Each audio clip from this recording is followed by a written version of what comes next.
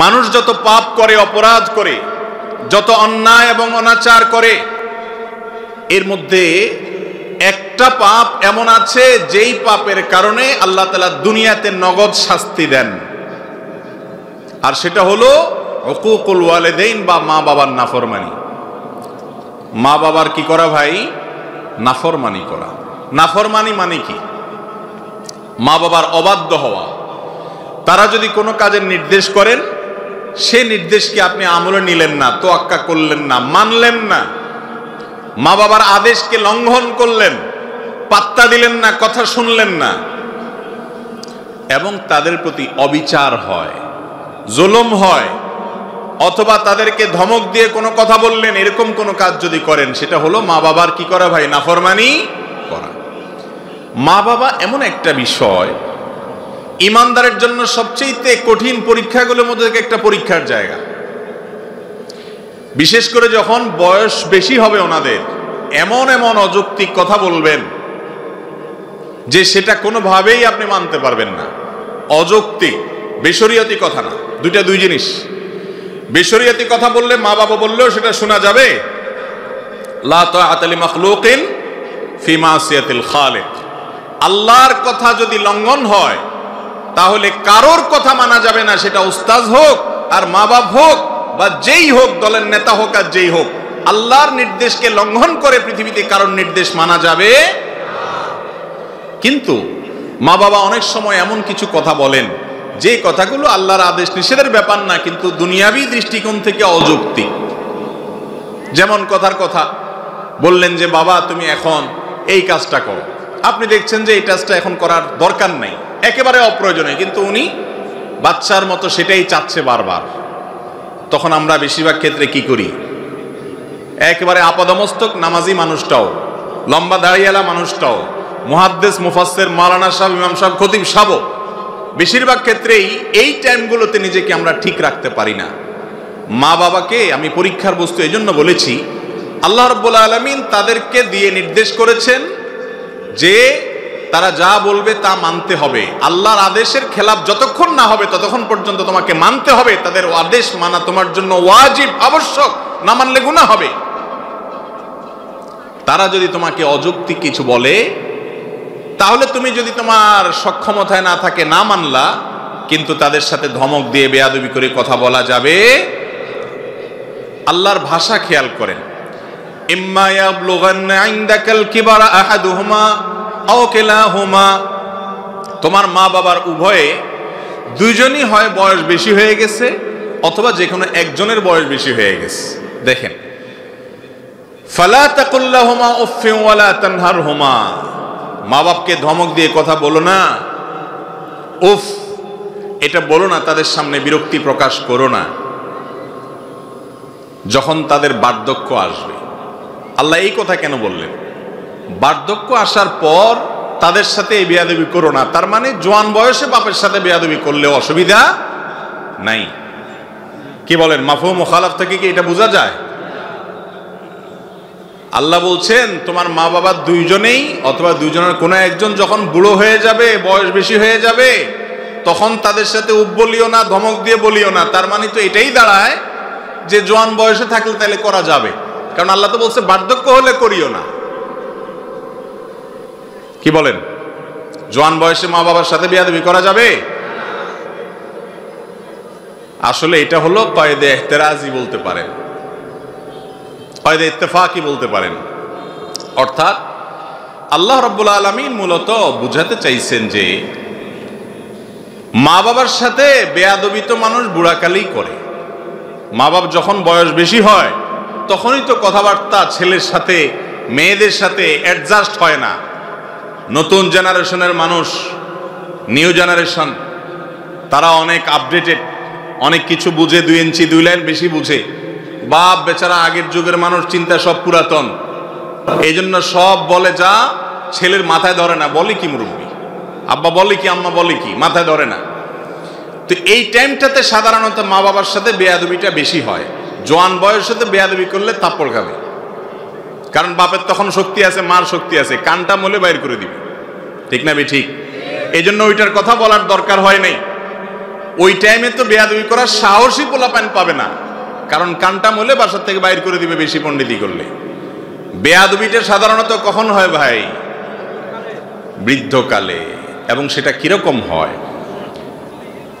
একই কথা বারবার বলবে, 2 বার 4 বার 6 বার। আরে বাবা বলছেন তো, কয়বার বলবেন এক কথা? হয় কি হয় না বলেন?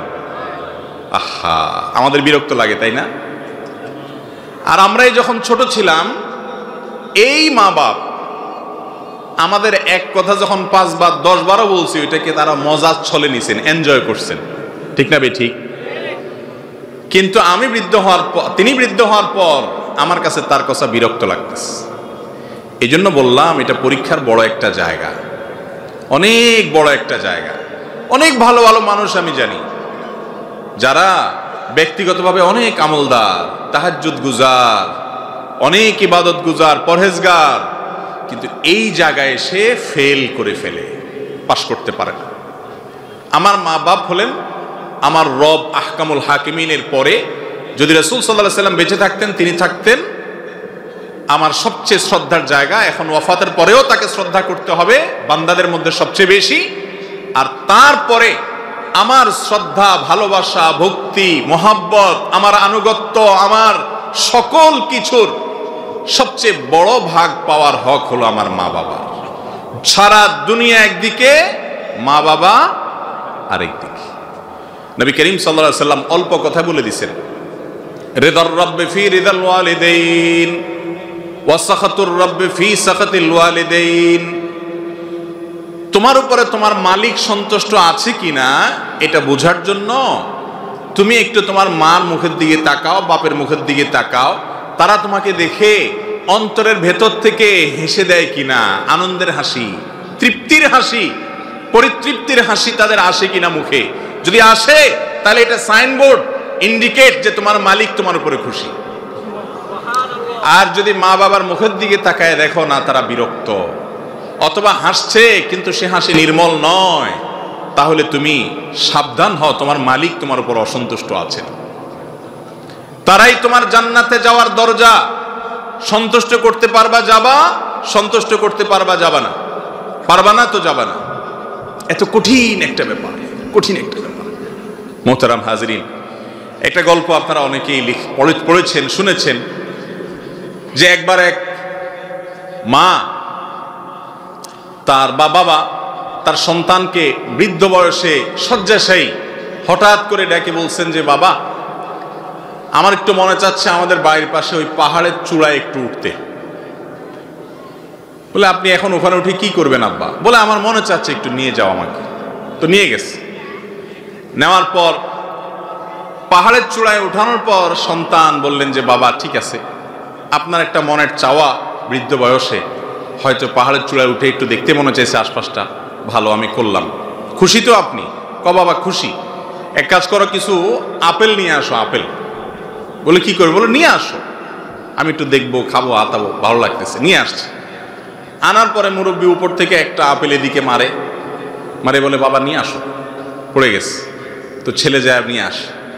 আবার যখন একই কাজ করছে আরেক দিকে, ছেলে কি ব্যাপার, একটু আগে উনি একটা ফেললেন, আবার আরেকটা ফেললেন।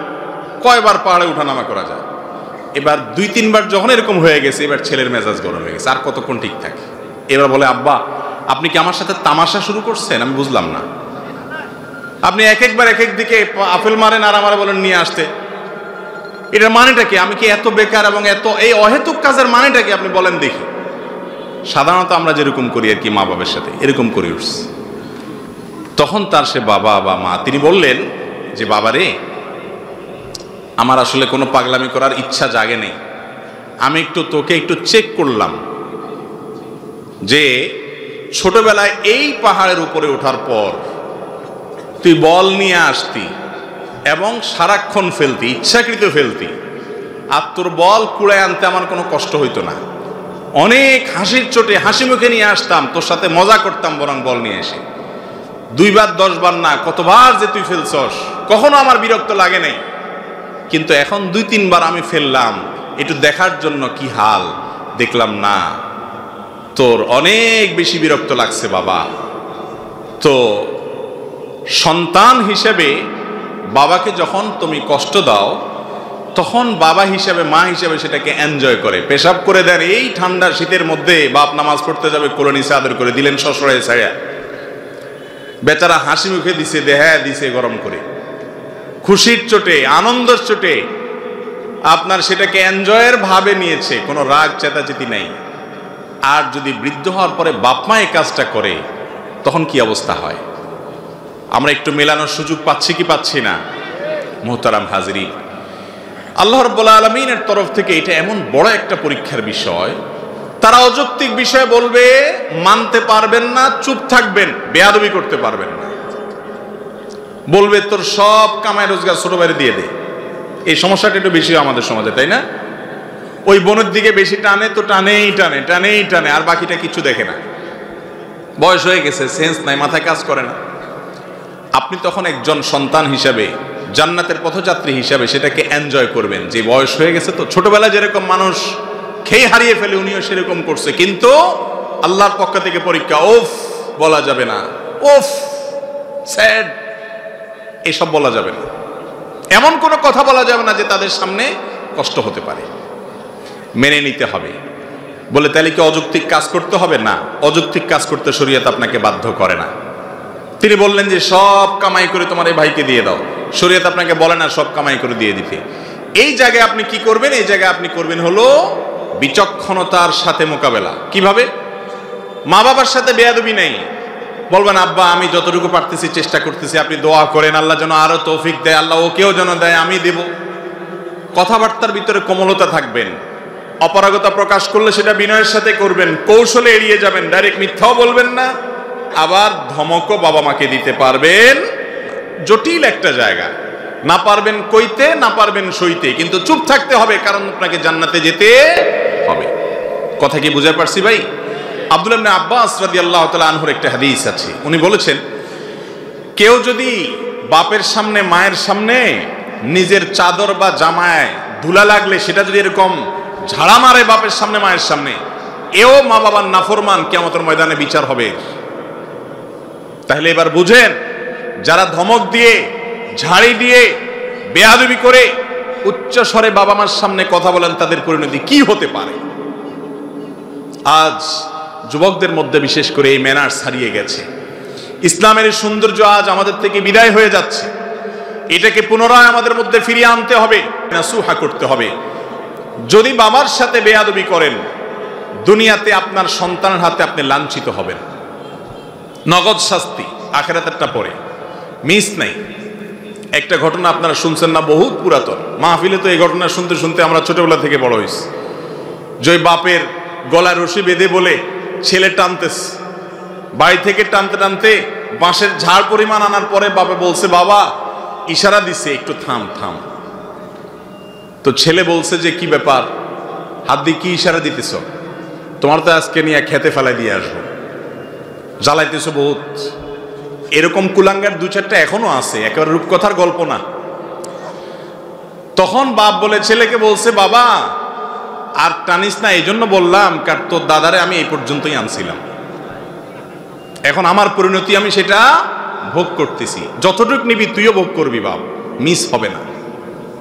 এমন এক ডেঞ্জারাস বিষয়, যে সমস্ত সন্তান তার ছেলের সামনে, তার মেয়ের সামনে বাবার জুতাটা সোজা করে দেয়, বাসা থেকে বের হওয়ার সময় জুতাটা আগায়া দেয়, ওই ব্যক্তির ছেলে যখন বড় হবে সে তার বাপের জুতার উপর পাড়া দিতে তার বিবেকে বাঁধবে।